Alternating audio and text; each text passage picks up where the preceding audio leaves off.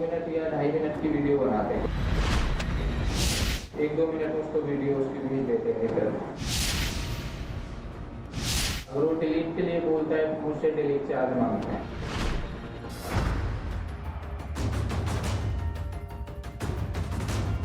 Facebook पर एक लड़की आपको फ्रेंड रिक्वेस्ट भेजेगी। अगर आपने उसे एक्सेप्ट किया तो आप मुश्किल में पड़ सकते हैं। इंस्टाग्राम पर एक लड़की आपसे जुड़ना चाहेगी। अगर आप उससे जुड़ गए तो समझिए बहुत बड़ी मुसीबत से जुड़ गए।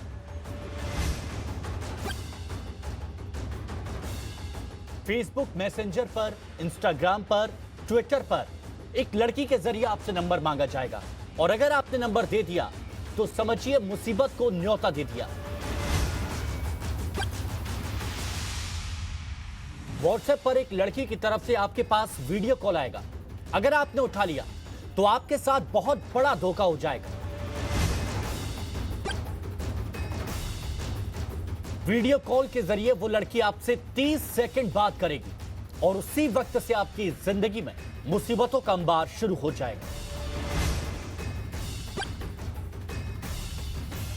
सिर्फ एक वीडियो कॉल आपका बैंक अकाउंट खाली कर देगा, आपका चैन लूट लेगा और कभी ना खत्म होने वाला दर्द दे जाएगा। स्मार्टफोन और सोशल मीडिया के युग में यह रिपोर्ट आपको मुसीबत से बचना सिखाएगी। आप इसे आगाह करने वाली इन्वेस्टिगेशन कह सकते हैं। यह आपके और आपके परिवार के हित में है।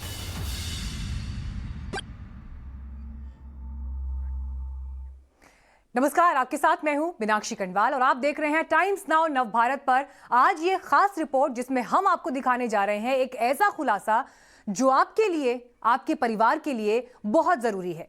ये देश के 40 करोड़ लोगों को बचाने वाला इन्वेस्टिगेशन है। और क्यों ये जरूरी है? क्योंकि आजकल कौन सोशल मीडिया पर मौजूद नहीं है, लेकिन आप में से हर वो शख्स जो सोशल मीडिया का इस्तेमाल करता है उसके लिए ये पड़ताल देखना बहुत जरूरी है। शुरू से अंत तक आप जरूर देखें क्योंकि यह खतरनाक रिपोर्ट आपको बताएगी कि सोशल मीडिया में जब आप मौजूद रहते हैं तो उस पे आने वाले मैसेजेस कैसे आपको किसी खतरनाक एंड तक ले जा सकते हैं और ये आपके लिए क्यों खतरनाक है और इसमें फंसने के कितने चांसेस हैं। आप जब देखेंगे कि ग्राउंड पर सोशल मीडिया इस्तेमाल करने वाले लोगों को किस तरह से लूटा जा रहा है, किस तरह से उनको तंग किया जा रहा है, तो आप समझेंगे कि इस खबर की तह तक जाना कितना जरूरी है। विक्टिम्स से हम बात करेंगे कि आखिर में हुआ क्या था, उनको किस तरह से इस जाल में फंसाया गया। हम उनका नाम आपको नहीं बताएंगे। कुछ सुरक्षा के मामलों को लेकर ये चीजें बहुत जरूरी हो जाती हैं जिनका ख्याल नवभारत रखता है। टाइम्स नाउ नवभारत ये सच आपके सामने इसीलिए ला रहा है ताकि किसी भी शख्स के साथ वो धोखा ना हो जो इनके साथ हुआ, ताकि कोई उस चक्रव्यूह में ना फंसे जहां से बाहर निकलना बहुत मुश्किल होता है। मेरे से करीब 25,000 रुपए मांगे गए। मैंने शुरुआत में उनसे काफ़ी बोला कि आप ये वीडियो डिलीट कर दें और ऐसा ना करें, लेकिन ना चाहते हुए भी मेरे को आखिरकार उनको 15,000 रुपए देने पड़े। ये वो चंद लोग हैं जिनकी कहानी परेशान करने वाली। ऑनलाइन स्कैम के ये वो शिकार हैं जिनके साथ बहुत बड़ा धोखा हुआ, बहुत बड़ा छल हुआ। इनका नाम और इनकी पहचान जरूरी नहीं, अगर कुछ जरूरी है तो इनकी कहानी, इनकी आप बीती। आप इन्हें सुनेंगे तो आप सुरक्षित रह पाएंगे, बहुत बड़ी मुसीबत से बच सकेंगे। काफ़ी डर गया था मैं। उनसे काफ़ी मैंने रिक्वेस्ट करी। मैंने 1-2 बार नंबर भी ब्लॉक किया तो मुझे बार बार नए नए नंबर से मैसेज आने लगे और वो धमकियां भी बढ़ती गई। तो फाइनली थोड़ा सा डर के मैंने उन्हें 5,000 रुपये दिए, पर वो माने नहीं। उसके बाद भी वो पैसे मांगते गए। तो 15-20 हज़ार तक जब तक मैं दिए नहीं तब तक वो मेरे पीछे पड़े रहे। अगले 3-4 दिन तक मेरी ज़िंदगी काफ़ी नर्क सी हो गई थी। ये तो सिर्फ कुछ लोग, हकीकत तो ये है कि देश में हर रोज सैकड़ों हजारों लोगों के साथ ऐसा धोखा हो रहा है। उनके साथ जो सोशल मीडिया यूजर्स हैं, चाहे आम लोग हों या पैसे वाले, मिडिल क्लास हों या हाई प्रोफाइल, मसलन नेता, अफसर, डॉक्टर, प्रोफेसर, बिजनेसमैन, स्टूडेंट्स, यहाँ तक कि वकील और वर्दी वाले भी। हमने देखा है कि इसमें समाज का हर वर्ग चाहे वो डॉक्टर हो या कोई प्रोफेसर हो। इवन काफ़ी हाई प्रोफाइल केसेस भी हमारे पास सामने आए जिसमें वो लोग इन्वॉल्व थे। तो ये लोग टारगेट करते हैं कि किससे ये लोग ज़्यादा से ज़्यादा पैसा एक्सटॉर्ट कर सकते हैं।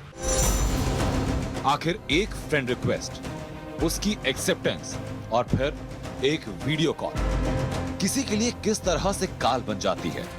इंटरनेट और सोशल मीडिया के इस दौर में ये जानना और समझना बेहद जरूरी है, क्योंकि जब आप इसे जानेंगे, इसे समझेंगे, तभी इससे बच पाएंगे। जानकारी ही इस ऑनलाइन स्कैंडल से बचने का एकमात्र उपाय, इकलौता हथियार।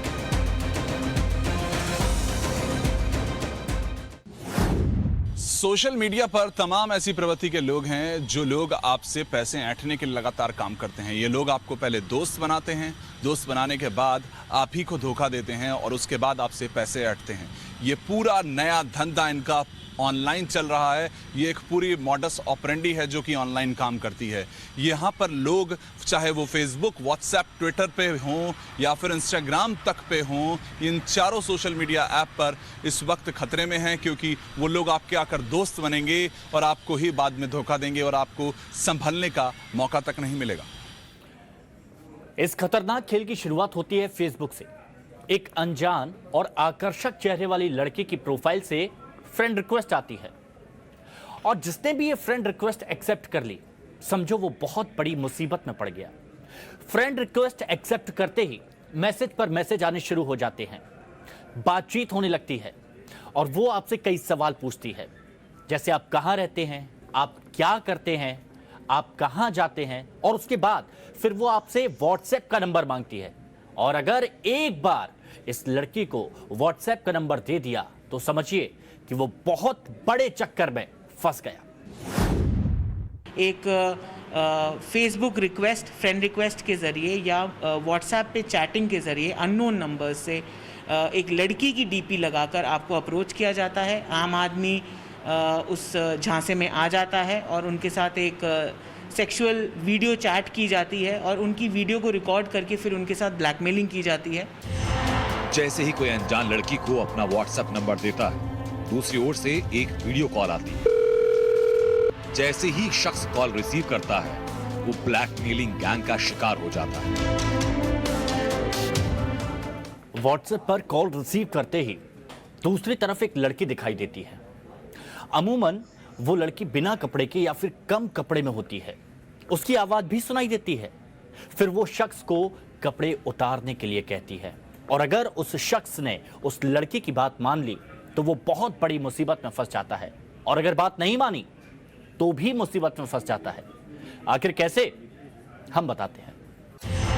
वीडियो कॉलिंग के दौरान लड़की के कहने पर अगर कोई शख्स कपड़े उतार देता है या किसी तरह की अश्लील हरकत करता है, तो दूसरी ओर वीडियो कॉल की पूरी स्क्रीन रिकॉर्ड कर ली जाती है। इसके बाद कॉल कट हो जाती है। कुछ ही देर में वो लड़की उस शख्स के मोबाइल पर एक वीडियो भेजती है, जिस वीडियो में वो लड़का न्यूड लड़की से बातें करते हुए, उसको देखते हुए, अश्लील हरकतें करते हुए पाया जाता है। और उस वीडियो के बाद ही शुरू होता है वो पूरा ब्लैकमेलिंग का खेल। अगर किसी ने वीडियो कॉल रिसीव कर लिया और लड़की के कहने पर अश्लील हरकत नहीं की तो भी उसके साथ खेल हो जाता है। ब्लैकमेलिंग गैंग वीडियो को मॉर्फ कर देता है। मतलब वीडियो का पहला हिस्सा व्हाट्सएप वीडियो कॉल होगा जो असली होगा, जिसमें वीडियो कॉल रिसीव करने वाला शख्स और न्यूड लड़की दिख रही होगी। उसके बाद का हिस्सा नकली होगा। इसी मॉर्फ वीडियो से वसूली की जाती है। और जैसे आप वीडियो कॉल रिसीव करते हैं और लड़की उधर से नेकेड होना शुरू हो जाती है, तो एक टूल है जो स्क्रीन को कैप्चर कर लेता है। जो आपका स्क्रीन कैप्चर टूल आते हैं ढेर सारे, और ये फ्री में मिलते हैं, वो डाउनलोड किए रहते हैं, वो पूरा स्क्रीन कैप्चर कर लेते हैं। तो एक ही स्क्रीन में आप और वो नेकेड लड़की का फ़ोटो होता है और उसी फ़ोटो को दिखा करके वो ब्लैकमेल करते हैं। दूसरी टेक्नोलॉजी ये है कि वो लड़के इतने स्मार्ट हैं कि डीप फेक टेक्नोलॉजी का यूज़ करके सिंथेटिक इमेज बना लेते हैं। Synthetic video, synthetic photograph, photo morph करके बना लेते हैं। एक बार किसी ने वीडियो कॉल रिसीव कर ली, वीडियो कॉल पर बात कर ली, तो समझिए कि उसका अश्लील वीडियो बन गया। ऑनलाइन ठगी करने वाले वो लोग उस वीडियो को पीड़ित शख्स को भेजते हैं और उससे पैसे मांगते हैं, उससे वसूली करने की कोशिश करते हैं और उसको ये भी कहा जाता है कि अगर उसके द्वारा पैसे नहीं दिए गए तो वो वीडियो उसके फेसबुक और इंस्टाग्राम के पेज पर डाल दिया जाएगा। उसके अकाउंट के जितने भी लोग हैं, यानी कि उसके परिवार के और ऑफिस के लोग हैं, वो देख पाएंगे और यहां तक कि यूट्यूब पर भी उसका ये वीडियो अपलोड कर दिया जाएगा। जैसे इसमें एक अननोन नंबर से वीडियो कॉल आ रहा है, तो हमारी कई बार इंस्टिट्यूट होती है कि पता नहीं कोई मेरा जानकार या कोई नोन वो कॉल कर रहा है, लेकिन हो सकता है कि वो कोई आपको हनी ट्रैप करने के लिए ही इससे कॉल कर रहा हो। तो एक सबसे बड़ी एक रीज़न, एक अवेयरनेस आपके लिए ये है कि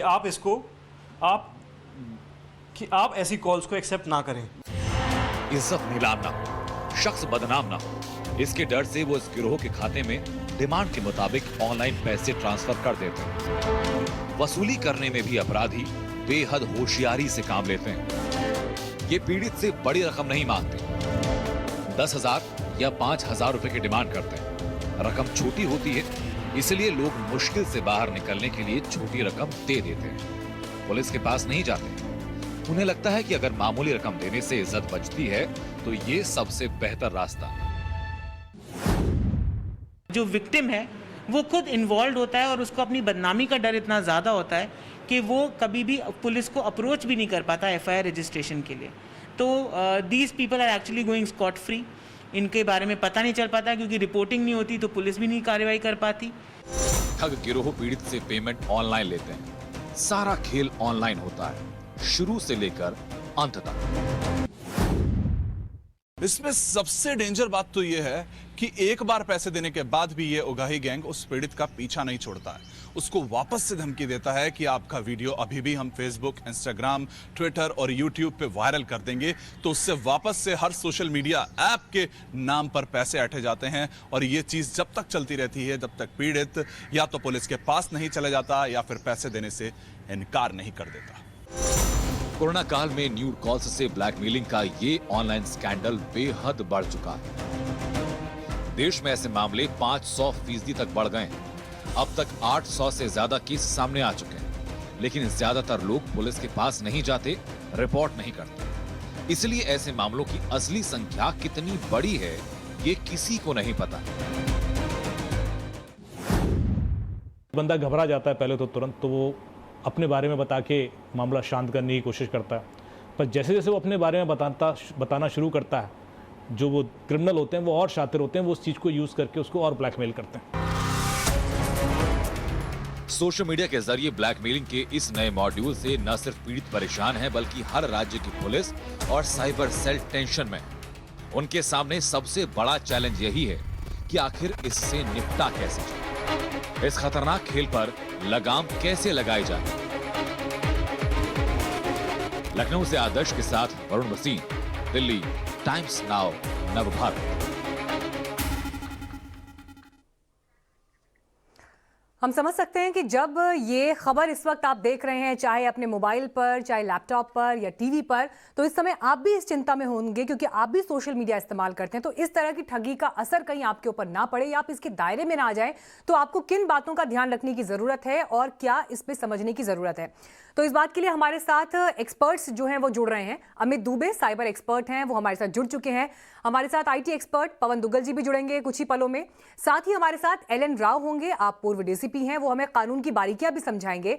और हमारे संवाददाता वरुण भसीन भी इस वक्त हमारे साथ मौजूद हैं। ये जो पूरा ग्राउंड वर्क आप देख रहे हैं, ये वरुण ने ही हमें भेजा है, तो हम वरुण से भी समझेंगे कि जब वो ग्राउंड पर गए, उन्होंने लोगों से बात की, तो किस तरह का खौफ उनके जहन में था, जिनके साथ ये घटनाएं हुई हैं, उनकी आपबीती क्या थी, वरुण ये आपको बताएंगे। लेकिन सबसे पहले सवाल ये है कि आखिर ठगी का ये ऑनलाइन खेल कौन खेल रहा है, कौन है इसके पीछे, कहां तक इसके तार फैले हुए हैं, देश में कहां इसका एपिसेंटर है, ये जानना जरूरी है। और इसीलिए टाइम्स नाउ नवभारत के रिपोर्टर वरुण भसीन ने एक बड़ी पड़ताल की। इस पड़ताल में हमें उस इलाके का पता चला जहां से ब्लैकमेलिंग का ये खतरनाक रैकेट चल रहा है।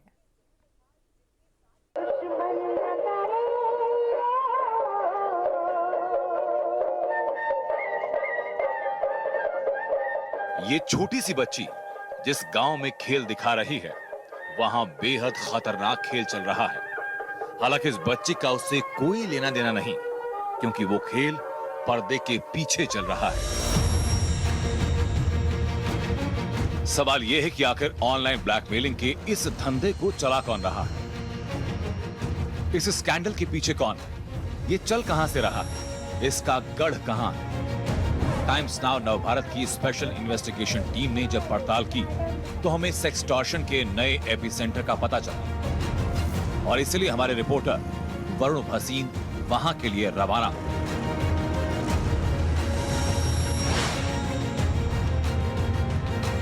टाइम्स नाउ नवभारत की स्पेशल इन्वेस्टिगेशन टीम सबसे पहले हरियाणा के रेवाड़ी पहुंची। इस वक्त हम रेवाड़ी के पास एक गांव में पहुंचे हैं। वहां पर हमने जानकारी ली है, पुलिस चौकी बीरनवास थाना है, यहां पर हमने आकर जानकारी ली कि किसी तरीके के मामले सामने आए हैं। रेवाड़ी में हमें ऑनलाइन सेक्सटॉर्शन के गढ़ का पता चला।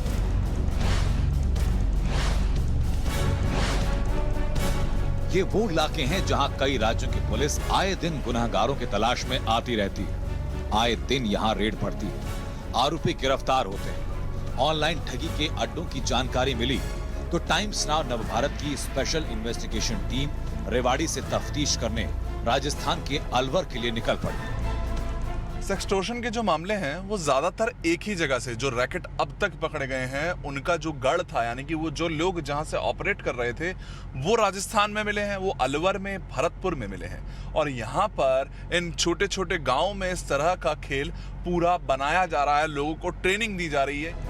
हमारी टीम दिल्ली से 240 किलोमीटर का सफर कर अलवर पहुंची। ऑनलाइन फ्रॉड का सबसे बड़ा हब राजस्थान का यही जिला है।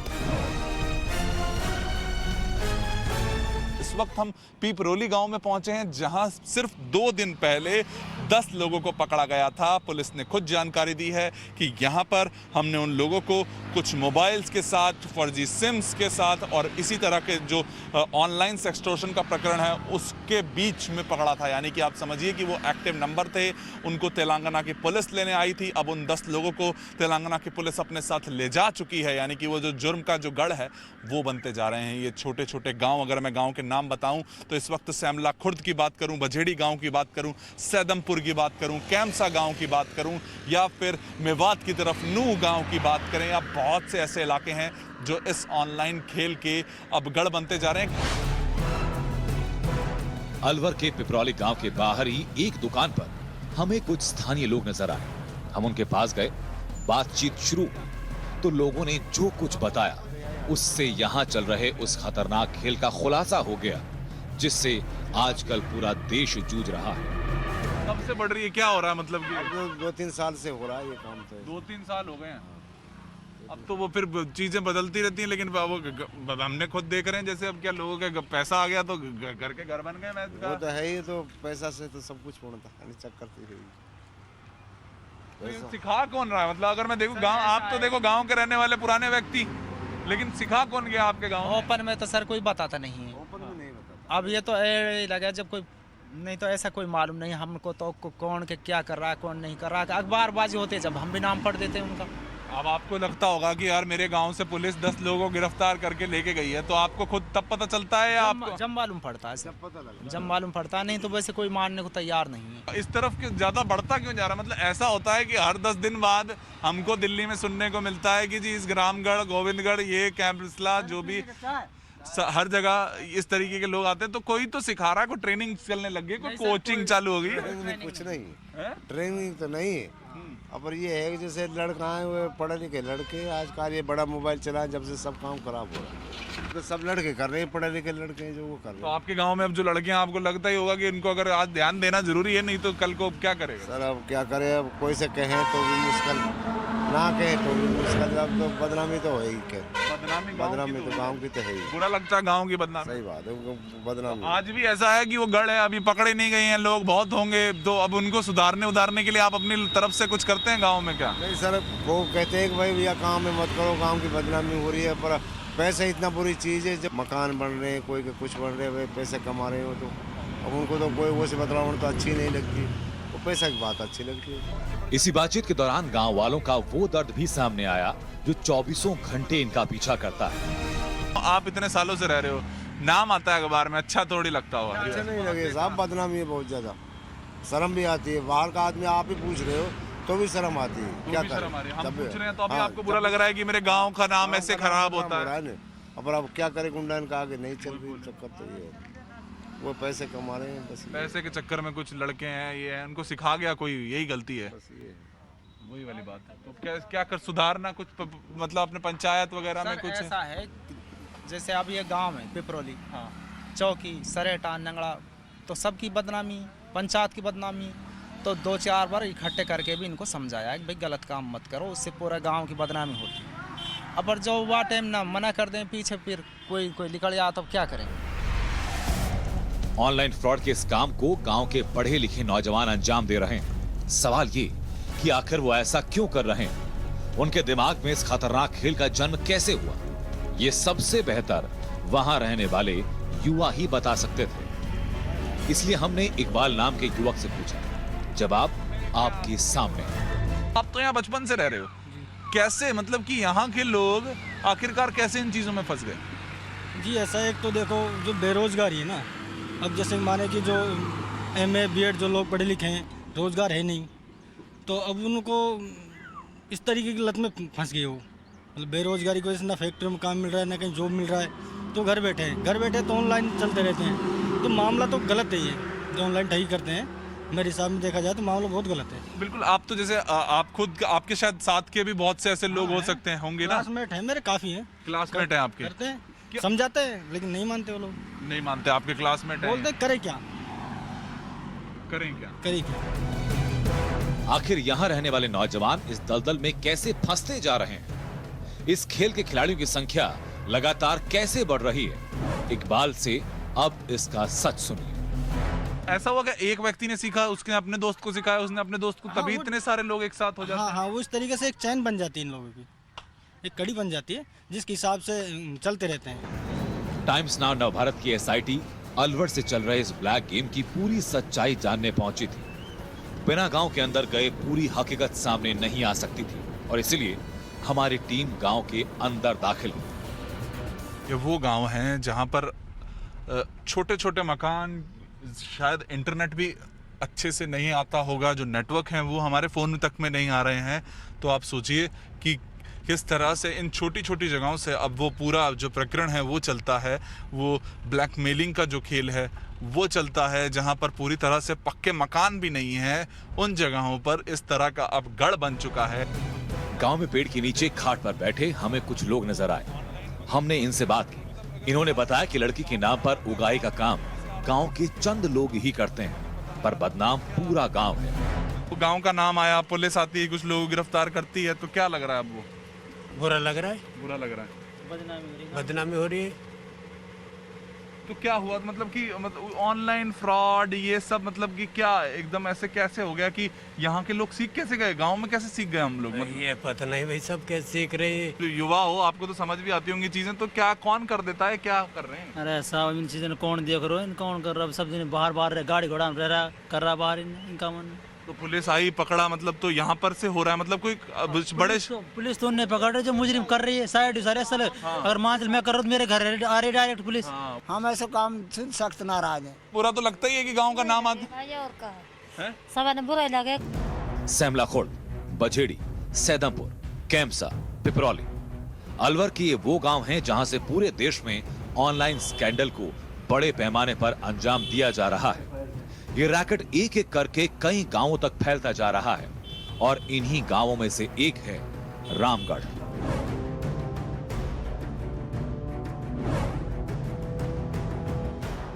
अलवर के छोटे छोटे गांव हैं, रामगढ़, गोविंदगढ़, ये वो इलाके हैं जहां पर बहुत ही छोटे मकान, बहुत ज़्यादा जनसंख्या भी नहीं है, बहुत ज़्यादा पढ़े लिखे लोग हैं, पर यहाँ से जितनी ब्लैकमेलिंग के खेल चल रहे हैं, वो जो रैकेट है वो पकड़े जा रहे हैं। पिछले महीने जून में इसी तरह के रैकेट यहाँ पर पकड़े गए थे, सोशल मीडिया पर ठगी की जाती थी। मतलब ये कि राजस्थान में अलवर और भरतपुर के गांवों को उस महामारी ने अपने चंगुल में फंसा लिया जिसका नाम है ऑनलाइन सेक्सटॉर्शन। ये महामारी आसपास के गांवों में तेजी से फैलती जा रही है। डर ये है कि इसकी जद में दूसरे जिले ना आ जाएं। इन गांवों को बचाना है, इसके लिए पुलिस, सरकार, साइबर सेल और आम लोगों को साथ आना होगा। इस खतरनाक बीमारी की दवा खोजनी होगी। Varun Bhasin, Alwar, times now Navbharat. तो वरुण भसून की ये आपने पूरी रिपोर्ट देखी जो उन्होंने दिखाया ग्राउंड पर क्या हो रहा है एग्जैक्टली और इसी पर बातचीत करने के लिए इस वक्त हमारे साथ खास मेहमान जुड़ गए हैं। हमारे साथ साइबर एक्सपर्ट पवन दुग्गल इस वक्त मौजूद है, अभय दुबे जी हमारे साथ मौजूद हैं और साथ ही former DCP and lawyer Alan Rao साहब हमारे साथ मौजूद हैं और वरुण भी जुड़ गए हैं। एलन राव साहब, मैं शुरुआत आपके साथ करना चाहूंगी क्योंकि हमने ये पूरा का पूरा ग्राउंड इनपुट अभी वरुण की इस रिपोर्ट के जरिए देखा। हम तो अपने गांव को वहां की मिट्टी के लिए, वहां की खुशबू के लिए, वहां की मेहनत के लिए और वहां पर जो कल्चर है, किस तरह से वो भारत की असली तस्वीर प्रेजेंट करते हैं, इस वजह से जानते हैं। लेकिन ये जो तरीका है जहां पर गांव में पैठ बनाई जा रही है ऑनलाइन ठगी के लिए, वहां के लड़कों को इस्तेमाल किया जा रहा है। जब आप इस खबर को देख रहे हैं तो आप इसकी क्या बारीकियां समझ पा रहे हैं और कहां तक ये तार जुड़ा हो सकता है? वाई अलवर क्यों चुना गया, क्यों ये गढ़ है? गांव तक ये फैला है ये अपराध, ये मैं समझता हूँ कि आजकल ऑनलाइन का जो हमारा सिस्टम है, हम बहुत ज़्यादा हाईटेक हो रहे हैं और ये हाईटेक कोई शहरों में नहीं रह गया, गाँव तक भी पहुँच गया है और गाँव में जो अनएम्प्लॉयड यूथ हैं वो इसको एक साधन बना लिया है उन्होंने। और ये बहुत ही इजी है, जैसे जिस प्रकार से आपने कहा कि ईमेल में कोई मैसेज भेजते हैं या व्हाट्सएप पे कोई मैसेज भेजते हैं और कोई भी आदमी इसमें लालच में आ जाता है, सेक्स के स्कैंडल में आ जाता है और ये नहीं समझ पाता कि ये बहुत बड़ा घिनौना अपराध उसके साथ हो रहा है, तो उसको देखते हुए वो इस प्रकार से जाल में फंस जाता है और वो ऐसा दलदल में फंस जाता है कि कभी भी। अच्छा, दूसरी बात जो बड़ी इंपॉर्टेंट बात जो आपने बताई है कि वो छोटे छोटे अमाउंट डिमांड करते हैं। पहले छोटे छोटे अमाउंट डिमांड करने की वजह से कोई भी आदमी बेइज्जती महसूस कराने की वजह से बहुत ज्यादा पैसा मांगेगा। मसलन 5,000 रुपए, 10,000 रुपए, 5-10,000 रुपए देंगे तो मान लो एक बार दिए, और ये इनका फ्रीक्वेंसी बहुत ज्यादा है। मान लो एक दिन में 20 आदमी से 5-5 रुपए ले तो उनका तो 1 लाख रुपए बन गया ना। लेकिन 20,000 आदमी 5-5 हजार रुपए देते हुए कोई वो करेगा नहीं, या 10-10 हजार रुपए दे देगा, वो रिपोर्ट नहीं करते। सबसे बड़ी दुर्भाग्यपूर्ण बात यह है कि लोग रिपोर्ट नहीं करते हैं और रिपोर्ट नहीं करेंगे तो पुलिस की जानकारी में ये पहुंचेगा नहीं, पुलिस के डेटा नहीं बनेंगे और इस प्रकार से बहुत ही सातिरपने से ये अपराध किया जा रहा है। और ये गांव में पहुंचने की जो बात आपने कही है वो उसका मेन रीजन समझता हूं, गांव के यूथ अभी मिसगाइडेड मिसाइल की तरह काम कर रहे हैं और अनएम्प्लॉयमेंट एक मेन रीजन है और उसकी वजह से ये लोग अर्ली मनी कमाने के लिए ये सब काम करने में। ठीक है पवन दुग्गल जी, जो बात यहाँ पर एलन राव साहब ने की बहुत इंपॉर्टेंट है कि लोग पुलिस के पास नहीं पहुंच पाते, क्योंकि देखिए एक तो यहाँ पर हनी ट्रैप का मसला भी जुड़ा हुआ है कि लड़कियों के नाम पर खूबसूरत फोटो, खूबसूरत प्रोफाइल के जरिए फंसाया जा रहा है, लेकिन इस पूरे पिक्चर में लड़कियों का कहीं पर इस तरह से इस्तेमाल किया नहीं गया है। और जो व्यक्ति खुद इस मामले में XYZ वजहों से इन्वॉल्व हो गया, वो क्या मुंह लेकर पुलिस के पास जाएगा? ये सबसे बड़ी वजह है जो उसको रोक देती है पुलिस के पास जाने से। लेकिन कैसे लोग बचें, कैसे इस सर्कल से, इस चक्रव्यूह से बाहर निकलें? देखिए, ये ऐसा डर का, पैनिक का चक्रव्यूह है कि अगर आप उसके अंदर धंस गए तो धंसते चले जाएंगे। हमेशा याद रखना पड़ेगा कि आज कुछ भी हो गया हो, कल सुबह फिर सूर्य उगेगा और एक नया दिन की शुरुआत हो। तो रिपोर्टिंग करना तो अत्यंत आवश्यक है। मेरे पास इस तरह के बहुत सारे केसेस आते हैं। आज भी दोपहर में ठीक इसी प्रकार का केस मेरे सामने, मेरे दफ्तर में आया है।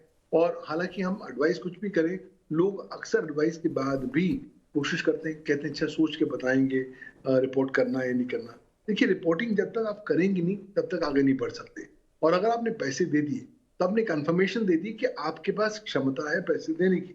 आज पहले 5-10 हजार रुपए हैं, कल 50 हो जाएंगे, परसों 5 लाख रुपए होंगे और वो आपका जीना बिल्कुल दुश्वार कर देंगे। ये एक नया प्रॉब्लम, चुनौती है जिसको कानून अभी इफेक्टिवली डील करने में सक्षम नहीं है। क्यों? क्योंकि अगर मैं एक्सटॉर्शन के संदर्भ में कानूनी प्रकरण पर, प्रावधानों पर नजर डालूं तो पाता हूं कि भारत के पास एक्सटॉर्शन को लेकर कोई विशिष्ट कानूनी प्रावधान मौजूद नहीं है। यहाँ तक कि भारत के सूचना प्रौद्योगिकी कानून में भी एक्सटॉर्शन मेंशन नहीं है। हालांकि आप कुछ इनडायरेक्ट ऑफेंसेस के माध्यम से भारतीय दंड संहिता में और भारत के IT एक्ट में केसेस दर्ज कर सकते हैं, लेकिन पुलिस के पास जाओ तो पुलिस भगा देती। लोगों को पहले डर है कि लोग आपके बारे में आपको बॉडी शेम करेंगे, नेम शेम करेंगे, कहेंगे आपने खुद ये काम गलत क्यों किया। और उसके बाद लोगों को डर है कि कहीं ना कहीं पुलिस के हाथ में ज्यादा हैरेसमेंट उन्हें फेस करनी पड़ सकती है। तो कहीं ना कहीं जब तक आप सरकार होने के नाते आप एक सिटीजन फ्रेंडली अप्रोच नहीं अडॉप्ट करेंगे, जो लोगों को, विक्टिम्स को इस तरह के एक्सटॉर्शन रिलेटेड जो मामले हैं वो बिना नाम दिए हुए दर्ज करने की जब तक आप फ्रीडम लोगों को नहीं देंगे, तब तक इस तरह के जो बंदिशें हैं, इस तरह की जो चुनौतियां हैं, लगातार सामने आती पड़ती रहेंगी।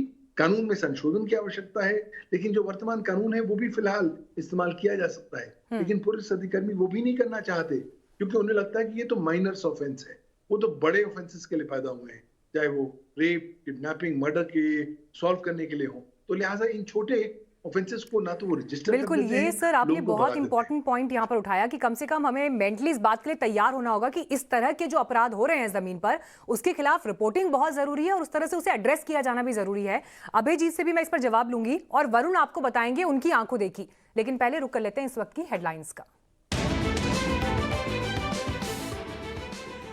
अंतिम सफर पर कल्याण सिंह, अलीगढ़ के होलकर स्टेडियम में अंतिम दर्शन के लिए रखा गया पार्थिव शरीर, कल किया जाएगा अंतिम संस्कार, गृहमंत्री अमित शाह होंगे शामिल। लखनऊ पहुंचकर पीएम मोदी ने यूपी के पूर्व मुख्यमंत्री कल्याण सिंह को दी श्रद्धांजलि, परिवार से भी की मुलाकात। 24 अगस्त तक कोई भी राजनीतिक कार्यक्रम पूरे देश में नहीं करेगी बीजेपी। पीएम मोदी से मिलने दिल्ली पहुंचे सीएम नीतीश कुमार, 10 दलों का प्रतिनिधिमंडल कल करेगा मुलाकात, जातिगत जनगणना कराने की मांग। पंजाब में सिद्धू और अमरिंदर के बीच विवाद की नई किस्त, अमरिंदर ने सिद्धू के सलाहकार को लगाई फटकार, कहा सिद्धू को सलाह दें, संवेदनशील मुद्दों पर ना बोलें।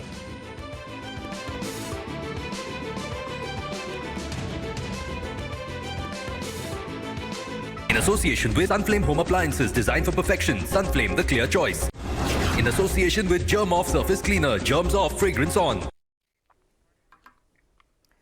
सभी एक्सपर्ट्स हमारे साथ बने हुए हैं, लेकिन देश में चल रहे इस ऑनलाइन स्कैंडल के सबसे बड़े रहस्य से हम पर्दा उठाने जा रहे हैं।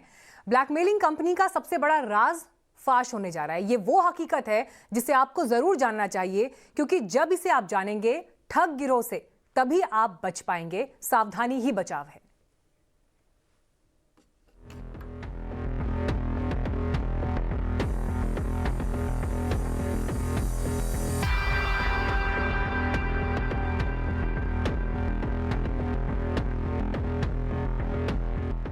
ऑनलाइन ब्लैकमेलिंग के इस खेल को एक लड़की अंजाम देती है।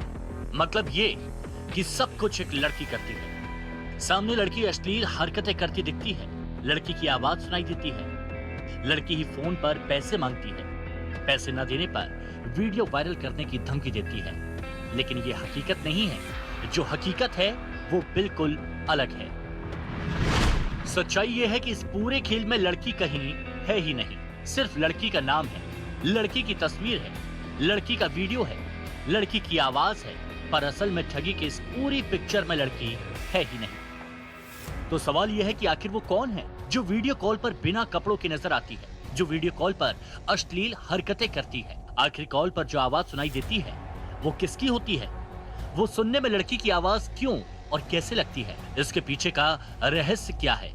इन सवालों का जवाब आपको सिलसिलेवार तरीके से टाइम्स नाउ नव भारत की स्पेशल इन्वेस्टिगेशन टीम देने जा रही है। ध्यान से देखिए, सुनिए और समझिए। इन वीडियो में नजर आने वाली न्यूड लड़की असली लड़की नहीं होती है। दरअसल ये पॉर्न क्लिप होता है जिसको ये गैंगस्टर कुछ इस तरह चलाते हैं कि सामने वाले को लगता है कि ये असल में कोई लड़की यहाँ पर मौजूद है। और इसमें जो पीछे से आवाज़ें आ रही होती हैं वो छोटे छोटे बच्चों की आवाज़ें होती हैं, क्योंकि असल में उनकी आवाज़ लड़कियों जैसी लगती है और इसी का फ़ायदा वो गैंगस्टर उठाते हैं। ये गैंग मासूम बच्चों का इस्तेमाल करता है, जिनकी उम्र पढ़ने लिखने की है। उनसे अपराध करवाया जा रहा है, उन्हें अपराधी बनाया जा रहा है। जिनके हाथ में कलम और किताब होनी चाहिए, उनके हाथ में गुनहगार पैसे के लिए गुनाह वाला मोबाइल थमा रहे हैं। जो घर में यंग लड़के हैं या लड़कियां हैं, बच्चे हैं 10-12 साल के, उनको ये उनसे वीडियो वॉइस कॉल कराते हैं पहले, क्योंकि एक छोटे बच्चे की आवाज़ ऑलमोस्ट एक लड़की की तरह होती है। तो वो बात करता है तो वो समझ आता है कि शायद एक लड़की है, लेकिन उसके पीछे एक लड़का ही होता है। सिर्फ लड़की ही फर्जी नहीं होती, बल्कि इस खेल में सब कुछ फर्जी होता है। अगर कुछ असली होता है तो पीड़ित और उसका पैसा। जिस फेसबुक प्रोफाइल से फ्रेंड रिक्वेस्ट आती है वो फर्जी होती है, जिस व्हाट्सएप नंबर से वीडियो कॉल आता है वो चोरी का होता है, जिस अकाउंट्स में पैसे मांगे जाते हैं वो भी फर्जी डॉक्यूमेंट के जरिए खुलवाए जाते हैं। पहली चीज तो है जो सिम कार्ड जो किसी भी ऐसे क्राइम में चाहिए। दूसरा बैंक अकाउंट भी ये फर्जी KYC पर क्रिएट करते हैं। उसमें भी वही अननोन ऐसे लोग जो जिनके आइडेंटिटी यूज़ करके ये किसी भी बैंक्स के अकाउंट खोल लेते हैं और उसमें फिर पैसा होता है और उस पैसे को या तो एटीएम के थ्रू विड्रॉ कर लेते हैं या किसी और अकाउंट में बाहर भेज देते हैं। सब कुछ फर्जी होता है, इसलिए गुनहगारों का पता लगना, उन तक पहुंचना, उन्हें गिरफ्त में लेना बहुत मुश्किल हो जाता है। ज्यादातर राज्यों की पुलिस आजकल इसी चुनौती का सामना कर रही है। सीधे चलते हैं वरुण के पास। वरुण, ये तो बेहद बेहद गंभीर मामला है कि बच्चों का यहाँ पर इस्तेमाल हो रहा है। आपने अपने इन्वेस्टिगेशन में क्या पाया? ये बच्चे कहाँ से अरेंज किए जा रहे हैं, कितनी तक इनकी उम्र है और इनको ट्रेन किया जा रहा है इस काम के लिए? जी बिल्कुल, देखिए इसमें सबसे जरूरी बात यही सामने आई जब हम ग्राउंड पर उतरे तो पहले तो हमें लगा कि शायद कोई व्यक्ति होगा, पढ़ा लिखा व्यक्ति होगा जो कि टेक्निकली बहुत साउंड होगा, वो इस तरह के काम कर रहा होगा। लेकिन जिस तरह से अब जब हमने पता करने की कोशिश की कि क्यों हर राज्य की पुलिस को एक ही जगह पर पता चलता है कि यहाँ पर वो अपराधी बैठा है, फोन ट्रैप किए जाते हैं, लेकिन अपराधी की जगह कहाँ आती है? हर बार राजस्थान के इन जिलों।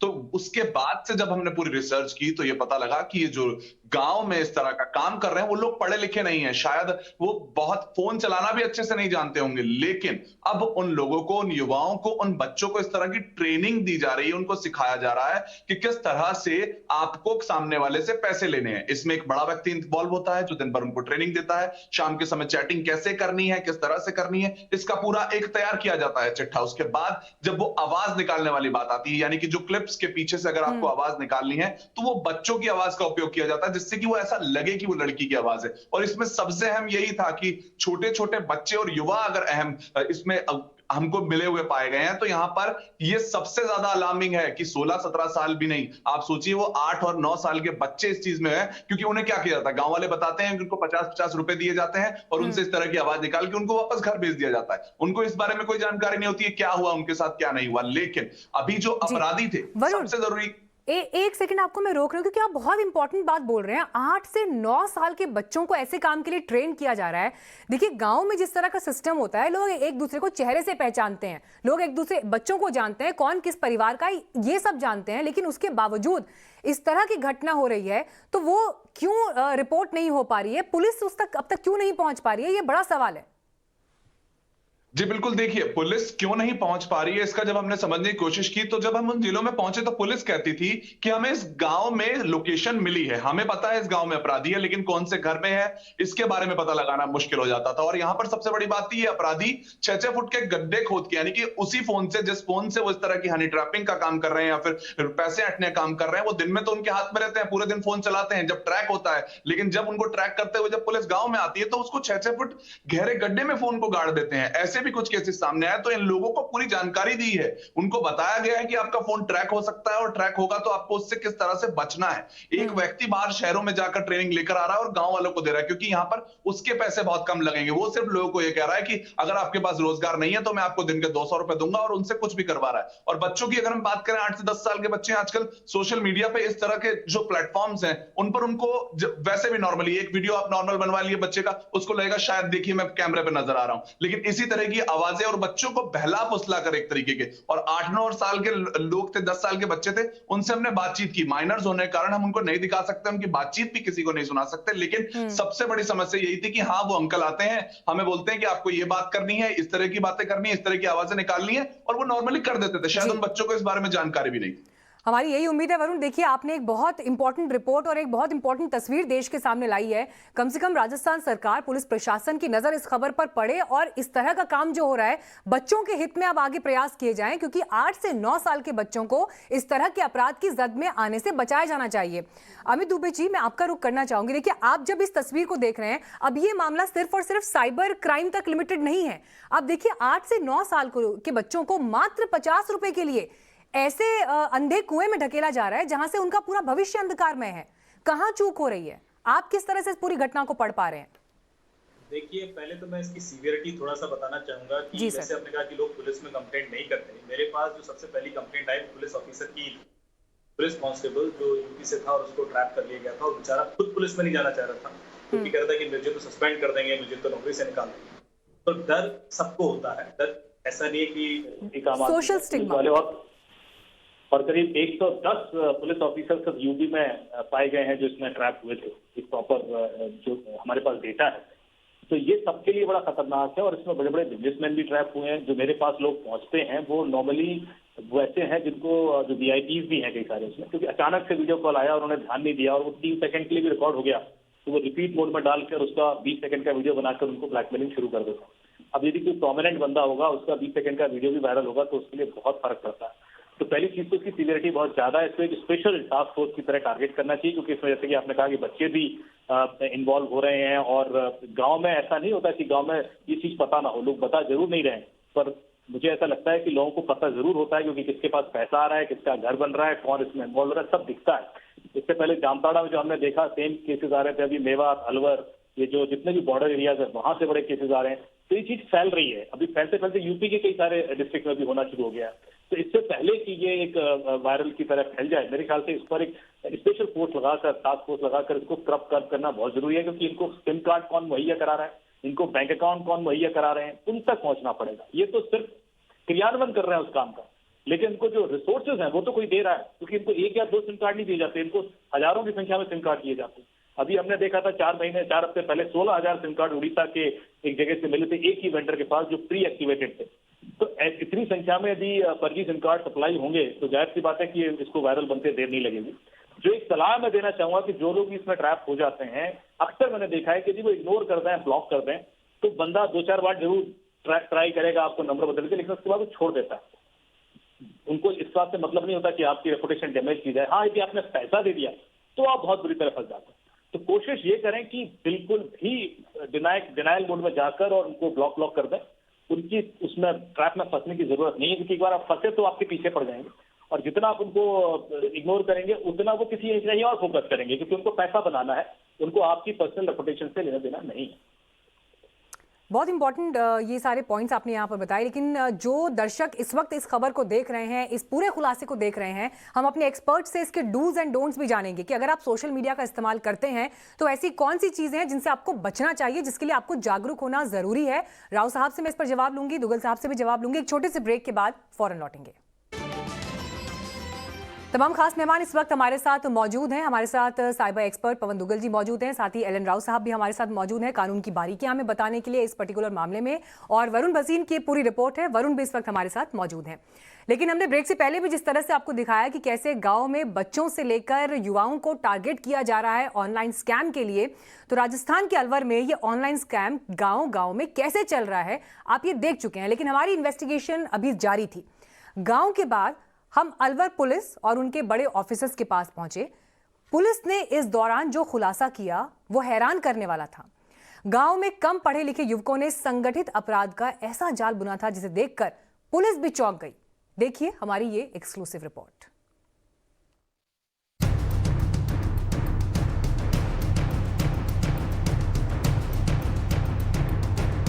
एक गांव से दूसरे गांव तक ब्लैकमेलिंग का ये वायरस कैसे फैलता जा रहा है, नौजवान इसके चंगुल में कैसे फंसते जा रहे हैं, इसका संपूर्ण सच जानने के लिए times now Navbharat reporter Varun Bhasin Alwar की सबसे बड़ी पुलिस अधिकारी तेजस्वी गौतम के पास पहुंचे। एसपी ने हमें जो कुछ बताया वो चौंकाने वाला है। सिर्फ 1 साल के अंदर ठगी का ये धंधा पूरी तरह से ऑर्गेनाइज्ड क्राइम का रूप ले चुका है। ऑर्गेनाइज्ड तरीके से इस पूरे साइबर क्राइम को चलाया जा रहा है, और जैसे जामताड़ा एक रीजन था, वैसे ही एक मेवात रीजन भी आइडेंटिफाई किया गया MHA द्वारा, और एक JCIT joint committee investigation team बनाई गई है, जिसमें हमारा जो ये मेवात रीजन जो हरियाणा, राजस्थान, यूपी और दिल्ली का जो मेवात रीजन है, इसमें इंटरनल कोऑर्डिनेशन के लिए और बेहतर तरीके से साइबर क्राइम पे फोकस करने के लिए एक कमेटी, एक टीम बनाई गई है। हमारा अगला सवाल था कि आखिर छोटे छोटे बच्चे और युवा इस खेल में कैसे उतर रहे हैं, ऑनलाइन वसूली की ट्रेनिंग कहां से और कैसे मिलती है, उत्तर खुद तेजस्विनी गौतम दे रही हैं। तो बहुत डिफिकल्ट या बहुत हाई टेक नहीं है ये लोग अभी। तो ये लोग सिंपल किसी आसपास के गांव वाले से देखा कि वो ये कर रहा है तो उससे सीख के ये लोग करते हैं, और बहुत ही मिनिमल लेवल पे अभी टेक्निकल एडवांसमेंट लेवल पे ये लोग कर रहे हैं। एसपी ने हमें कुछ और जानकारियां दी, कुछ और लीड्स मिली, और इसी आधार पर हमने अपनी जांच को आगे बढ़ाया। सवालों का नया सेट लेकर हम अलवर के ASP विकास सांगवान के पास पहुंचे। सवाल यही था कि आखिर गुनहगार जिन बच्चों का इस्तेमाल कर रहे हैं उन्हें ऑनलाइन लूट की ये ट्रेनिंग कौन देता है। तो जवाब मिला वो परेशान करने वाला।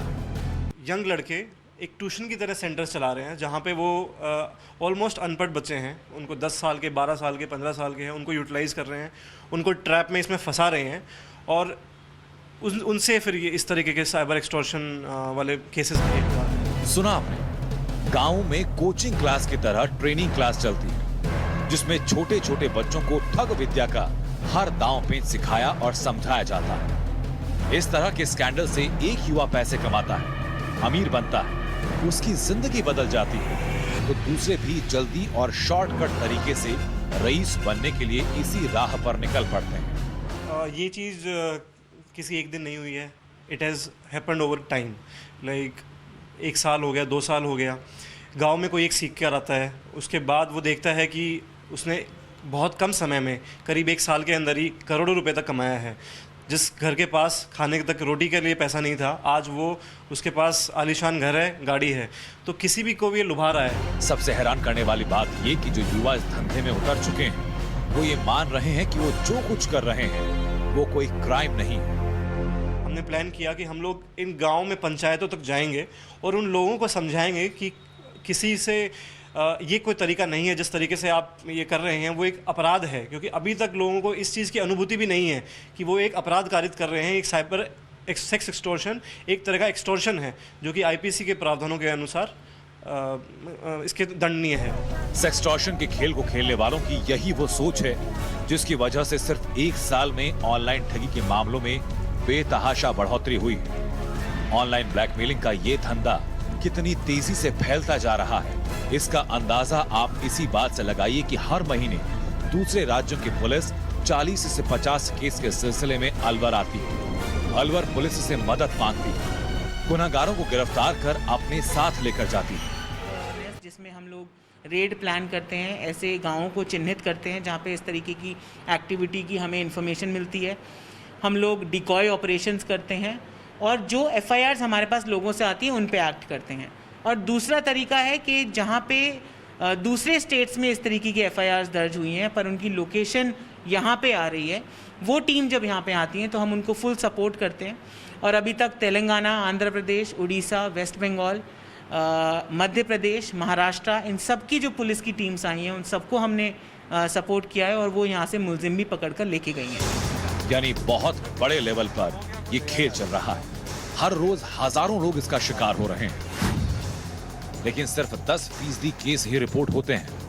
मतलब सिर्फ 10% लोग ही पुलिस के पास जाते हैं और FIR करते हैं। बाकी 90% लोग बदनामी के डर से कानून की मदद लेते ही नहीं है। इसी वजह से गुनहगारों का जोश हाई है, क्योंकि वो गिरफ्त में नहीं आ रहे, और अगर आ भी रहे हैं तो बेहद कम तादाद में, क्योंकि पीड़ित पुलिस के पास जाते नहीं। अब जब पुलिस के पास केस नहीं आएंगे तो वर्दी को जानकारी कैसे मिलेगी, वो एक्शन ले तो कैसे ले। पुलिस के सामने यही सबसे बड़ी मुश्किल पेश आ रही है। इसलिए जरूरी है कि जालसाजों का शिकार होने पर फौरन पुलिस के पास जाएं, उनसे मदद मांगें। इस खतरनाक खेल का खात्मा सिर्फ इसी तरीके से हो सकता है। वरुण भसीन, अलवर, टाइम्स नाउ नव भारत। तो उदाहरण स्वरूप मानिए कि अगर 100 लोग फंसे हैं इस मामले में और उसमें से सिर्फ 10 लोग ही रिपोर्ट कर रहे हैं, 90 लोग रिपोर्ट ही नहीं कर रहे हैं, तो यानी उपजाऊ जमीन मिल रही है इस तरह के आरोपियों को ये काम करने की, इस काम को अंजाम देने की। लेकिन यहाँ पर सबसे बड़ा सवाल ये उठता है कि अगर आपके पास कोई अननोन फ्रेंड रिक्वेस्ट आती है, आपके पास किसी अज्ञात नंबर से इस तरह का वीडियो कॉल आ रहा है व्हाट्सएप पर, तो आपका रिस्पॉन्स क्या होना चाहिए, ये आपके लिए जानना इस वक्त सबसे ज्यादा जरूरी है। इसी पर पवन दुग्गल साहब बात करेंगे। एक छोटे से ब्रेक के बाद हम फौरन लौट रहे हैं। तो तमाम खास मेहमान हमारे साथ लगातार चर्चा में जुड़े हुए हैं। पवन दुग्गल जी, मैं आपका रुख करना चाहूंगी। देखिए, जो बात हम कार्यक्रम के पिछले पड़ाव में बात कर रहे थे, जिस तरह से हनी ट्रैप प्लस ब्लैकमेलिंग का जो ये पूरा का पूरा खेल चल रहा है, जहां जिसकी पहुंच गांव तक है, जहां पर बच्चों को भी इस्तेमाल किया जा रहा है, छोटे बच्चों को मात्र 50-50 रुपए में बच्चों को यूज किया जा रहा है। इस तरह की अगर अननोन फ्रेंड रिक्वेस्ट किसी के पास आ रही है, इस तरह के अननोन कॉल्स किसी के पास आ रहे हैं, तो ऐसे कौन से रास्ते हैं जिससे हम बच सकते हैं और हमें अलर्ट रहने की किस किस तरह से जरूरत है? एक बड़ी पुरानी कहावत है, जो अनजान है उसे अनजान ही रहने। किसी अनजान व्यक्ति से आपको फ्रेंड रिक्वेस्ट आई है तो कृपया उसे एक्सेप्ट ना करें जब तक कि आप उसकी इंडिपेंडेंट तफ्तीश ना कर सके, इंडिपेंडेंट कोरॉबरेशन ना कर सके कि क्या ये वही व्यक्ति है जो कह रहा है। अब कोई जवान लड़की आपको फ्रेंड रिक्वेस्ट क्यों भेजेगी? वो व्यक्ति जो लड़की जो आपको जानती नहीं है। तो लाजमी सी बात है, ये खतरे की घंटी होनी चाहिए। कहीं ना कहीं लोगों को अपना सेल्फ रेस्ट्रेंट, अपना अंकुश अपने एक्सरसाइज करना पड़ेगा। क्यों? क्योंकि मुझे लगता है कि अगर आप केयरफुल ना हुए तो संभावित तौर पर इस तरह के साइबर क्राइम के शिकार बन सकते हैं। और देखिए, जो आपके गिने चुने वास्तविक जीवन में दोस्त हैं उन तक ही सीमित रखें, अच्छी बात है। जरूरी नहीं है कि आप अनजान लोगों के साथ फ्रेंडशिप करें और फिर वो बोले आपको कि साहब चलिए आप वीडियो कॉल कर दें, फिर आप नग्न, जैसे अगर आप कोई नग्न लड़की को देख रहे हैं, ये तो पहले खतरे की घंटी हो जानी चाहिए कि साहब ये कहीं ना कहीं रोचा है, इसमें से बाहर निकल जाए तो अच्छी बात है। उस वक्त भी अगर आप एग्जिट कर जाएं और इस पूरे प्रकरण का हिस्सा ना बने तो काफी हद तक आप इस तरह के साइबर क्राइम के शिकार होने से बच सकते हैं। लेकिन अगर आप दलदल में फंसते चले गए तो कहीं ना कहीं आपका अश्लील वीडियो कहीं ना कहीं रिकॉर्ड कर लिया जाएगा, फिर आपसे पैसे मांगे जाएंगे, पहले पैसे थोड़े होंगे फिर ज्यादा होंगे। तो इस जंजाल में फंसने की आवश्यकता ही नहीं है। कोशिश करें जितनी कम सरदर्दी रखें उतना अच्छा है। जितने अनजान लोगों से आप फ्रेंड रिक्वेस्ट को ना एक्सेप्ट करें उतना अच्छा है। जहां तक हो सके सावधानी सूझबूझ बरतिए, वो काफी हद तक आपको फायदेमंद देगी आने वाले समय। जी राव साहब, देखिए हमने देखा कि सिर्फ 10% ही केसेस में रिपोर्ट हो रहे हैं मामले। 90% लोग तो रिपोर्ट ही नहीं कर रहे हैं जो इस तरह की ऑनलाइन ठगी का शिकार हुए हैं, जहां पर अश्लील वीडियोस के जरिए पहले उस वीडियो कॉल में लोगों का फोटो बना लिया गया, वीडियो ले लिया गया और फिर उनको ब्लैकमेल किया जा रहा है। जब आप पुलिस के पास जा रहे हैं या जाने का मन बना रहे हैं तो ऐसे में कानून क्या कहता है? क्योंकि व्यक्ति को अपनी पहचान जाहिर होने का भी एक डर है, तो ऐसे में क्या अधिकार यूजर्स के पास हैं कानून के हिसाब से? देखिए, सबसे पहले तो यूजर्स को या जो विक्टिम्स हैं उसको कानून में ये प्रावधान है कि वो रिपोर्ट कर सकता है और कोई उसकी रिपोर्ट को मना नहीं कर सकता। 154 सीआरपीसी में कोई भी कॉग्निजेबल ऑफेंस अगर रिपोर्ट करते हैं तो पुलिस को इन्वेस्टिगेशन करनी होती है और ये कॉग्निजेबल ऑफेंस की कैटेगरी में आता है। एक तो नंबर 1 आईटी एक्ट में आता है जो कि कॉग्निजेबल ऑफेंस है, 3 साल की सजा है और 2 लाख रुपए तक जुर्माना है। दूसरा, एक्सटॉर्शन का भी आईपीसी में 384 387 के ऑफेंसेस बनते हैं इसमें। तो उनको चाहिए कि रिपोर्ट डेफिनेटली करें। लेकिन साथ साथ मैं आपको एक और बता दूं, दुबे जी ने बताया कि किस प्रकार से रिपोर्ट जो करते हैं तो और वो पुलिस नहीं पता कर सकती। उससे थोड़ा सा मैं डिफरेंट हूँ, क्योंकि पुलिस, ये गाँव का मामला अगर है, जहाँ तक गांव में एक छोटी सी यूनिट होती है, मुश्किल से 150 200 250 घर होते हैं गांव में, और वहाँ का जो 2-3 है कि एक सरपंच होता है गांव का एक मुखिया होता है, दूसरा एक चौकीदार होता है, एक प्रमुख ग्राम सेवक होता है। ये सारी चीजें होती है जो कि गांव के एक आदमी एक घर के बारे में उनको जानकारी होती है। तो पुलिस को चाहिए कि वहाँ के गांव के लोगों से मदद लेकर अपना इंटेलिजेंस नेटवर्क उसको सुदृढ़ करें, और जो आदमी ऐसे क्राइम में इन्वॉल्व होते हैं, नॉट ओनली ऐसे क्राइम में, किसी भी प्रकार के क्राइम में इन्वॉल्व होते हैं, तो वहाँ के गांव के लोगों को सबको पता होता है कौन सा आदमी किस क्राइम में इन्वॉल्व है। तो उसकी मदद लेकर पुलिस को चाहिए कि उनको आइडेंटिफाई करे और उनको, अगर वो अनभिज्ञ हैं उस क्राइम से, तो उनको समझाएं, बताएं, काउंसलिंग करें। तो ये बहुत ज़रूरी है। और दूसरा, अगर वो समझाने के बाद भी नहीं मानते तो उनके खिलाफ लीगल एक्शन लें। जाहिर है कि जो बच्चे छोटे हैं उनको जुवेनाइल एक्ट में प्रावधान है कि उनको अरेस्ट नहीं कर सकते या उनको नहीं कर सकते। उनके पेरेंट्स को समझाएं, बताएं, पेरेंट्स को बताएं, उनके टीचर्स को बताएं, उन बच्चों का उनको मोटिवेट करें कि किस प्रकार से क्राइम से दूर रहना, ये सब बताना, ये पुलिस का और गांव के लोगों का एक फर्ज है, और उनके माँ बाप का भी फर्ज है कि उन लोगों को, जब तक उनके माँ बाप को नहीं पता लगे, पुलिस की ड्यूटी है कि माँ बाप को बताएं और वो अपने पेरेंट्स को किस प्रकार से उनके पेरेंट्स को बताएं कि अपने बच्चों को वो संभाल के रखें। तो छोटे बच्चों को क्राइम से बचाने का एक बड़ा तरीका ये है। दूसरा, एक ये भी जरूरी है कि गाँव में इंटेलिजेंस नेटवर्क है और ट्रैकिंग, जो आपने जो बताया कि बैंक में पैसा जाता है, ऑनलाइन पैसा जाता है, तो बैंक से पुलिस को इन्वेस्टिगेशन करने में बहुत इजी होता है। उसको ट्रैक करें, किसके अकाउंट में गया, वो अकाउंट किसने खुलवाया, वो अकाउंट यूज कौन कर रहा है, उस पैसे को जो गया है मालूम हो जाए, तुरंत जल्दी मालूम रिपोर्ट हो जाए, तो उस पैसे को सीज करके जिस विक्टिम का पैसा है उसको वापस दिलाया जाए। ये सब चीज़ें पुलिस को करने की ज़रूरत है, और पुलिस को इस बात से इस प्रकार की इन्वेस्टिगेशन करना जरूरी है। उससे उन क्रिमिनल्स का मनोबल टूटेगा। अगर उनका पैसा ले लिया लूट पीट करके, तो वो पैसा अगर वापस दिला दिया जाए तो उन पुलिस जो क्रिमिनल्स हैं उनका मनोबल टूटेगा, वो डिस्करेज होंगे और ऐसे क्राइम को करने में वो उनको रुकावट मिलेगी। पुलिस इस प्रकार से अगर पता लगाने की कोशिश करती है गांव में कौन कौन अपराधी हैं, तो उस प्रकार से फिर भी वो इस क्राइम को रोकने में बहुत ही महत्वपूर्ण स्थानीय नेटवर्क के इस्तेमाल से भी इस चीज पर चोट की जा सकती है। पब्लिक के आदमी को रिपोर्ट करना बहुत जरूरी है। रिपोर्ट जब तक नहीं करेंगे पुलिस नहीं कर पाएगी कोई भी कार्रवाई। ठीक है अमित दुबे जी, ये सवाल मैं आपके लिए पास इसलिए लेकर आना चाहती हूँ, जिस बात का जिक्र पवन दुग्गल साहब कर रहे थे कि आप किसी अननोन फ्रेंड रिक्वेस्ट को एक्सेप्ट ही ना करें तो पहले पॉइंट पर ही ये बात खत्म हो जाती है। लेकिन देखिए कुछ लोग जो सोशल मीडिया के यूजर्स हैं, कुछ लोग ऐसे हैं जो बहुत एडवांस्ड हैं, लेकिन कुछ लोग ऐसे भी हैं जो या तो अभी शुरुआत कर रहे हैं या बहुत ज़्यादा अभी नहीं जानते हैं। ऐसे केसेस में उदाहरण के तौर पर मानिए किसी के पेरेंट्स हैं, वो फेसबुक पर हैं, बाकी सोशल मीडिया प्रोफाइल्स यूज कर रहे हैं, लेकिन उनको बहुत ज्यादा जानकारी अभी सोशल मीडिया के खतरों पर नहीं है। व्हाट्सएप पर ही, जिसका अमूमन अब लोग इस्तेमाल करने लगे हैं वीडियो कॉल्स के लिए, वॉइस कॉल्स के लिए, अचानक से कोई वीडियो कॉल आपके पास अननोन नंबर से फ्लैश होने लगता है। उन्हें नहीं है इस बात की जानकारी कि हम एक्सेप्ट करेंगे तो वहां से कोई अश्लील वीडियो शुरू हो जाएगा। उन्होंने उस अनभिज्ञता में उसे ऑन कर लिया और इतनी देर में उनका खुद का वीडियो वो अश्लील वीडियो देखते हुए बन गया। ऐसे लोगों के लिए क्या सलाह आपके पास है? वो उनके लिए किस तरह से क्या डूज एंड डोंट्स हो सकते हैं इस केस में?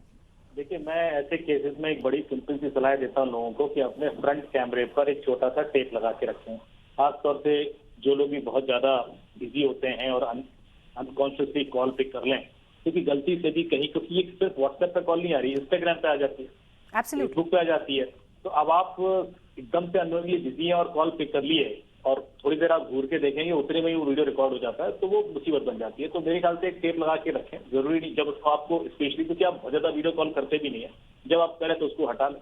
सर मैं तो इसमें मार्जिन ऑफ एरर भी रख रही हूँ। आपका टच स्क्रीन फोन है, अगर आपका थंब प्रिंट उस पर लग गया, उसी से फोन ऑन हो गया, कॉल रिसीव हो गई, तो ये तमाम ऐसे पहलू हैं जो ह्यूमन एरर से जुड़े हुए हैं।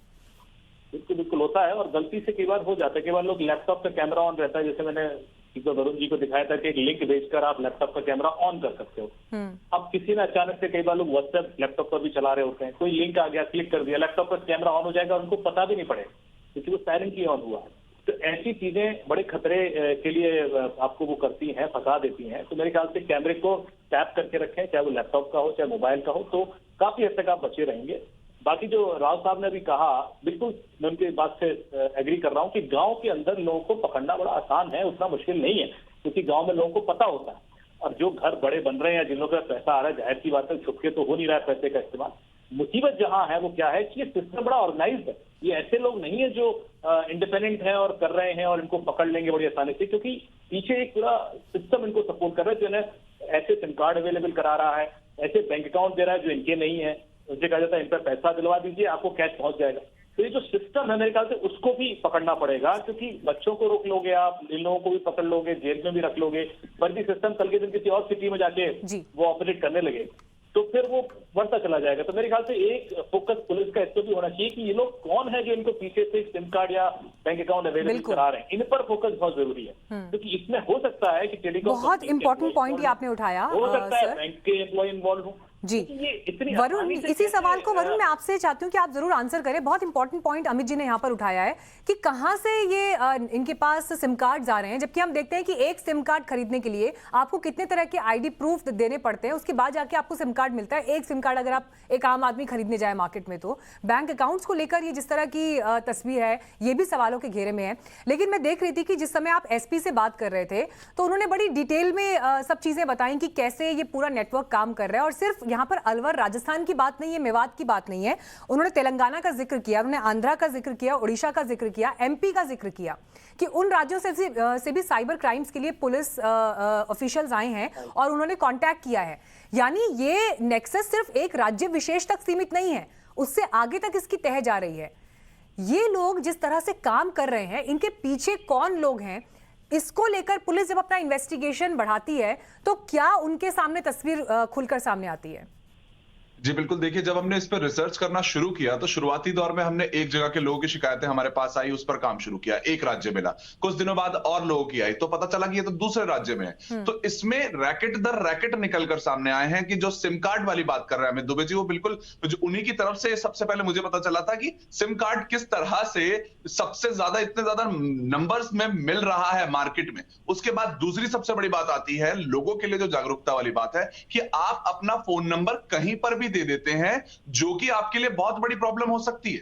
आप अपना नंबर कहां शेयर कर रहे हैं, शायद ये आपको भी सोचना पड़ेगा, क्योंकि आप कहीं भी अपना नंबर रख देते हैं, लिख देते हैं, ये चीज शायद आपके लिए मुश्किल पड़ जाए, क्योंकि वो जो अननोन नंबर से वीडियो कॉल वाली हम बात कर रहे हैं, उन लोगों को क्या जरूरत है? उन लोगों को सिर्फ आपके फोन नंबर की जरूरत है। उस फोन नंबर से वो आपको सीधा वीडियो कॉल करेंगे और वो आपको मार्क भी कर सकते हैं। चाहे आप कहीं भी किसी कॉलोनी के रजिस्टर में भी अगर अपना नंबर लिख के आ रहे हैं और वो रजिस्टर किसी के हाथ में लग जाता है, तो आप सोचिए कि वो तो आपको मार्क करके कि इस व्यक्ति को कॉल किया जाए, इस व्यक्ति की इतनी उम्र है, वो सब डेटा उनके पास कहां से पहुंच रहा है? उन लोगों को कैसे पता चल रहा है कि वो युवा ही है? वो 25 से 35 तक के युवाओं को ही कैसे पकड़ रहे हैं? तो ये बहुत बड़ा नेटवर्क वैसे ही है। और उन युवाओं की अगर मैं बात करूं तो उनको प्रॉपर रूप से ट्रेनिंग दी जा रही है, उनको एक सिखाया जा रहा है कि आपको इन लोगों को पकड़ना है। वो जो डेटा बिकने की हम बात करते हैं, जो कि पूरे वर्ल्ड में इस बात को होती है कि आपका डेटा चोरी हो रहा है, आपका डेटा चोरी हो रहा है, ये सारी चीजें इसी से जुड़ी हुई हैं। सेक्सटॉर्शन नया मामला नहीं है। सेक्सटॉर्शन देश भर में, दुनिया भर में आज बहुत पहले से होता आया है। इसके मामले रोजाना देखने को मिलते हैं, उस पर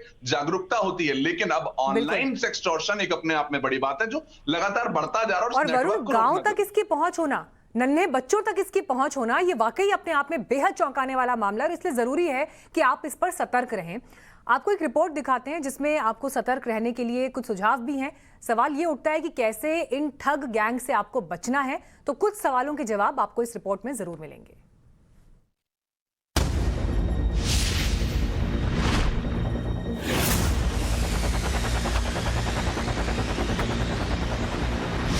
दो मिनट या 2.5 मिनट की वीडियो बनाते हैं, 1-2 मिनट उसको वीडियो उसकी भेज देते हैं।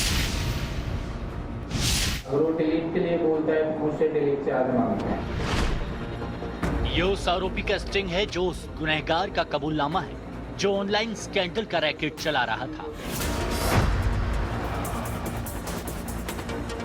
टाइम्स नाउ नव भारत पर इसकी एक एक बात बहुत ध्यान से सुनिए। ये बता रहा है कि आखिर ठग गैंग सोशल मीडिया के जरिए लोगों को फंसाता कैसे है। 2 मिनट या 2.5 मिनट की वीडियो बनाते हैं, कॉल डिस्कनेक्ट कर देते हैं, उससे बोलते हैं थोड़ी देर में कॉल करती हूँ, मैं बिजी हूँ, मम्मी आ गई, सो भी वो बोल देते हैं। उसके बाद वो एग्री हो जाता है, ओके। फिर 1-2 मिनट में उसको वीडियो उसकी भेज देते हैं। फिर जैसे उसकी वीडियो उसके पास जाती है, हम उससे पूछते हैं डिलीट करवानी है, वायरल करवानी है।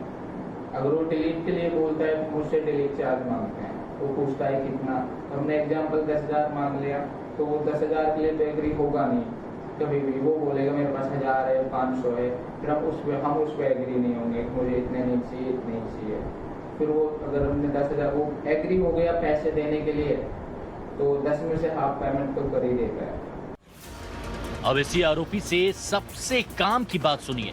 अगर कोई शख्स इनके जाल में फंस गया तो वो कैसे बचे, तरीका खुद यही बता रहा है।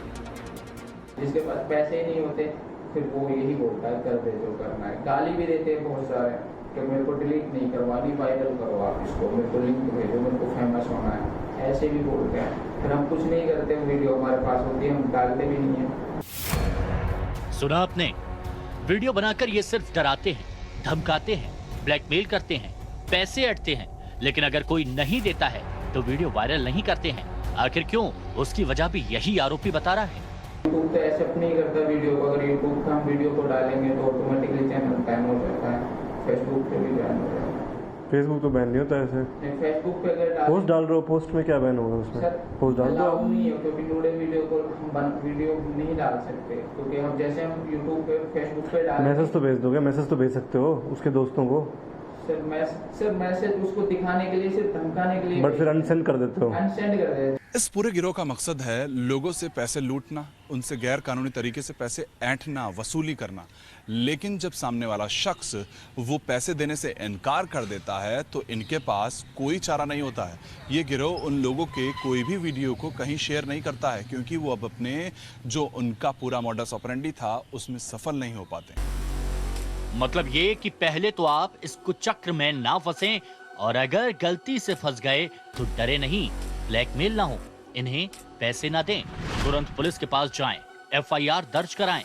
ये बहुत जरूरी है। ऐसा करेंगे तभी ब्लैकमेलर से बच पाएंगे। अगर कहीं गलती से चूक हो जाती है और आपके साथ कोई क्राइम हो भी जाता है तो तुरंत पुलिस को रिपोर्ट करें। हमारे साइबर हेल्पलाइन नंबर्स भी हैं, उन पे कंप्लेंट दर्ज कराएं ताकि तुरंत इनके ऊपर एक्शन भी लिया जा सके। ऐसे अपराधियों के खिलाफ शिकायत करने के, पुलिस से मदद मांगने के और भी तरीके हैं। वहां भी फोन किया जा सकता है। पुलिस और साइबर सेल पीड़ित की सुरक्षा करेगी। जब भी आपके साथ कोई भी साइबर अपराध हो जाता है तो एक नेशनल हेल्पलाइन स्टार्ट करी है MHA ने, और ये काफ़ी कारगर है। 155260, मैं इसको रिपीट करूंगा, 155260। आप इस हेल्पलाइन से संपर्क करें। ये सुबह 9 से शाम 6 बजे तक एक्टिव रहती है। कुछ सरकारी वेबसाइट्स भी हैं जहां आप अपने साथ हुए धोखे को रिपोर्ट कर सकते हैं, गैंग्स ऑफ ठग्स से बच सकते हैं। cybercrime.gov.in पोर्टल है, वो भी गृह मंत्रालय का पोर्टल है। cybercrime.gov.in, उस पर भी अपनी कंप्लेंट डाल दें। यदि कोई लड़की है और महिलाएं हैं तो वो एनोनिमसली भी अपनी कंप्लेंट डाल सकती हैं। उनको अपनी बारे में बताने की ज़रूरत नहीं है, ना अपना नंबर देने की ज़रूरत है। वो फिर भी कंप्लेंट कर सकती हैं किसी क्रिमिनल के अगेंस्ट, उसकी डिटेल बता के, और उस क्रिमिनल को पकड़ लिया जाएगा। डरिए नहीं, पुलिस के पास जाइए, शिकायत कीजिए, क्योंकि पुलिस पीड़ित की पहचान उजागर नहीं करती। ये पूरी तरह से गुप्त रखा जाता है, इसलिए बदनामी का डर दिल और दिमाग से निकाल दीजिए।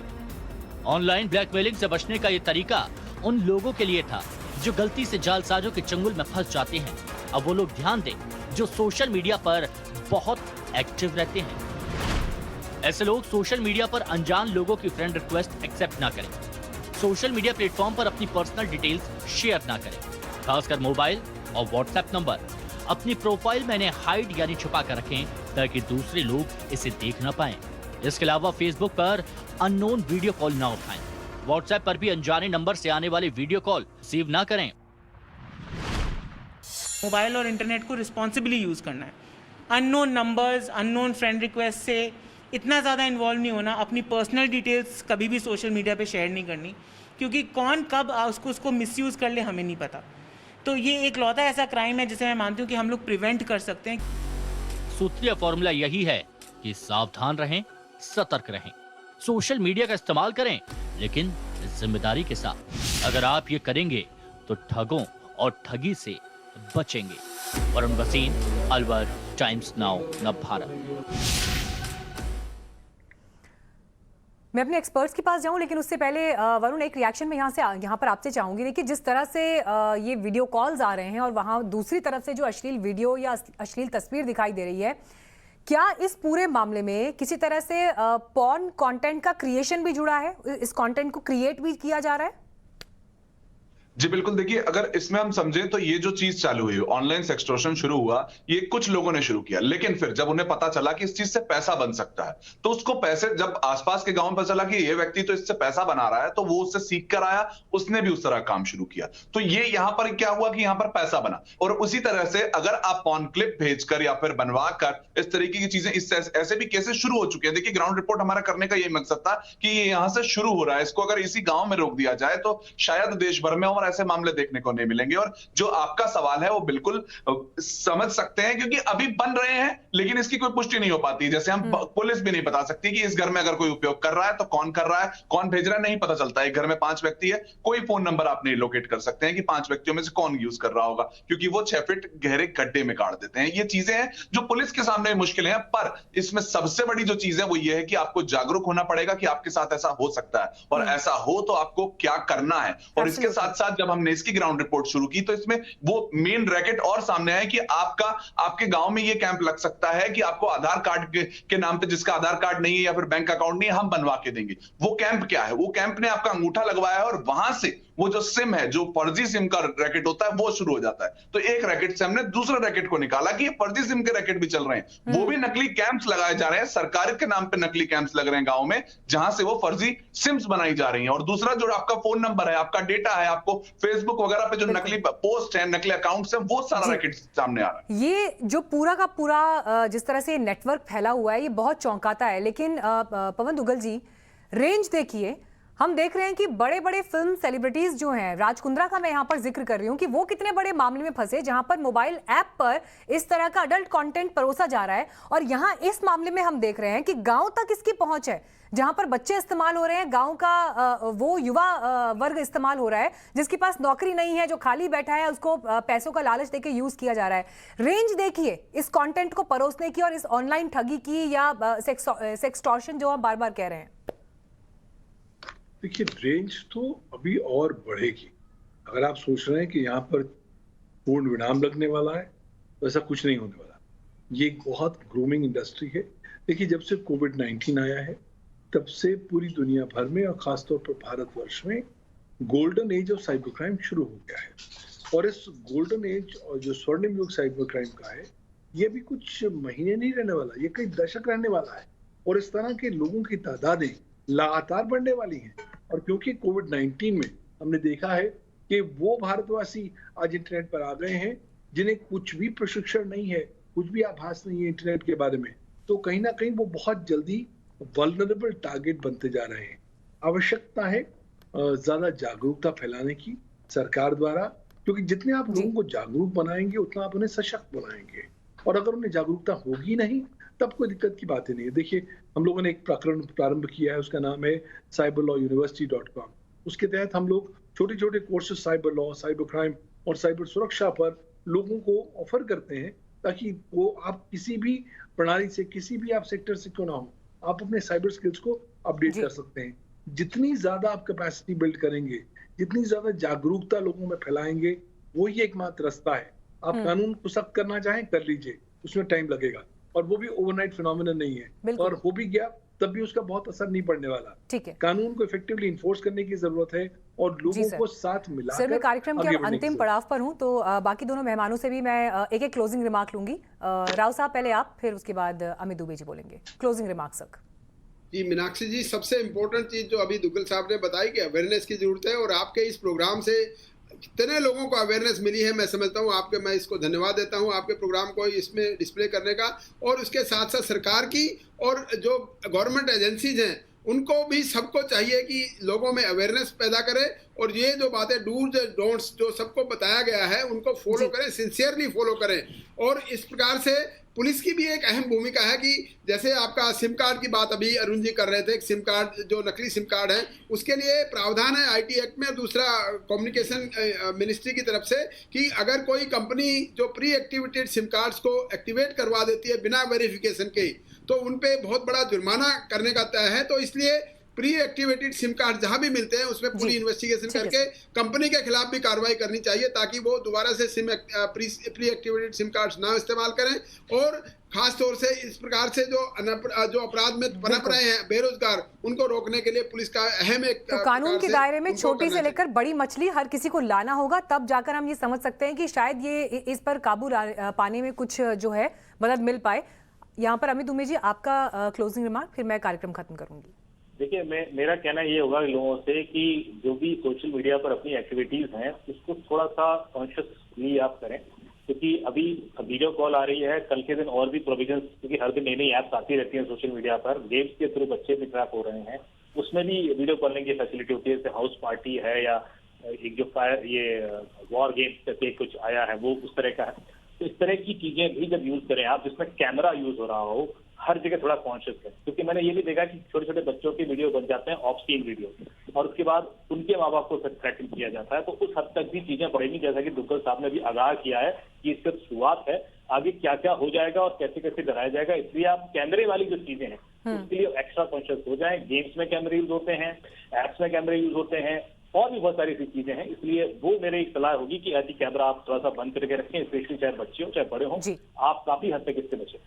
तो इस पूरी बातचीत का जो क्रक्स निकलता है, देखिए, इस बात से इनकार नहीं किया जा सकता कि हर नई चीज को लेकर आपके जहन में उत्सुकता होती है, हर टेक्नोलॉजी अपने साथ पॉजिटिविटी के साथ साथ एक अंधकारमय पहलू भी लेकर आती है, लेकिन उसे लेकर आपको सतर्क रहना होगा। और खासतौर पर बच्चों के लिए जिनके हाथ में टेक्नोलॉजी से जुड़े सारे गैजेट्स हैं, कैमरा हैं, उनकी सुरक्षा पर भी आप ध्यान दें। और ऐसे तमाम फ्रॉड से बचने के लिए जो हमारे साइबर एक्सपर्ट्स ने आपको राय दी, उस पर आप जरूर गौर करें। यही इस कार्यक्रम का मकसद भी था।